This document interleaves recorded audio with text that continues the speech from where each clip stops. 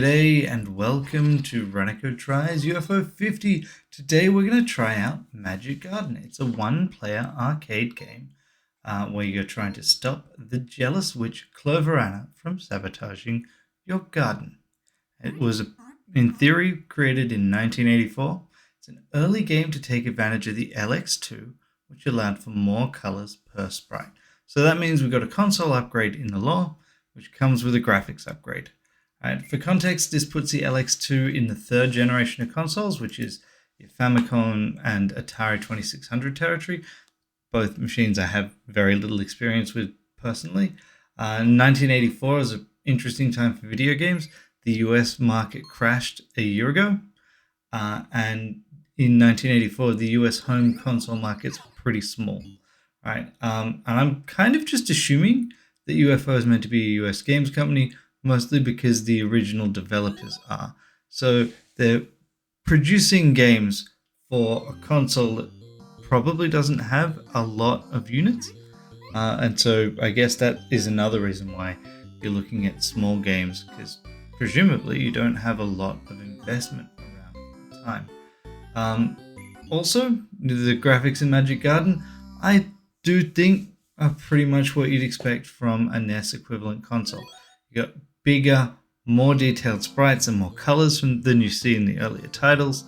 And this game looks to me like it's built in some ways to show that, with the nice, lush, relatively speaking, backgrounds and UI.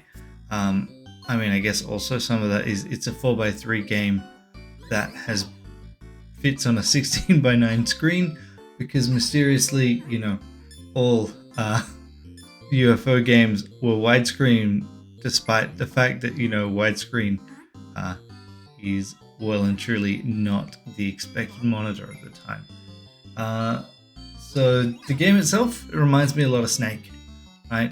The longer you build your chain of blobs, the more you need to factor the way that the blobs will snake behind you as you move.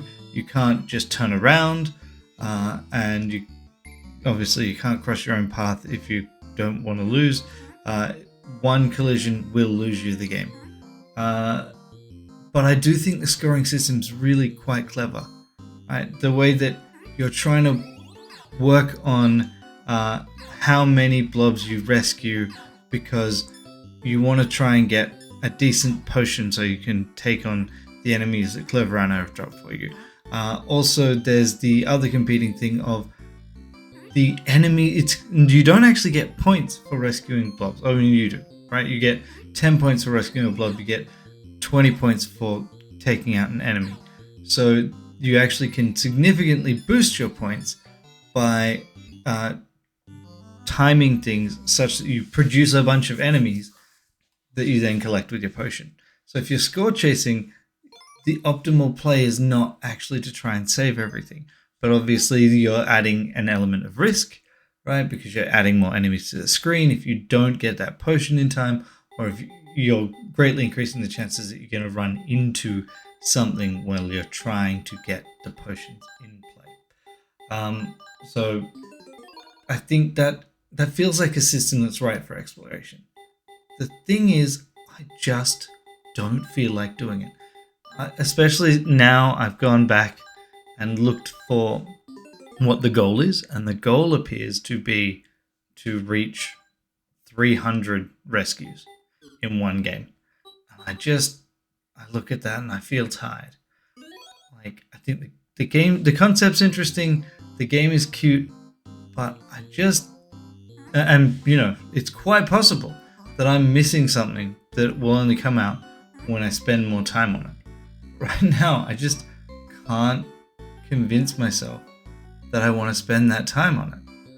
And I'm having a really hard time explaining exactly why all of that is. I hope, this helps you if you decide that you want to give the game a go. I think it looks pretty cool. Like I said, I don't entirely know why I can't bring any motivation to keep playing the game. But I'll give it more of a shot in the future.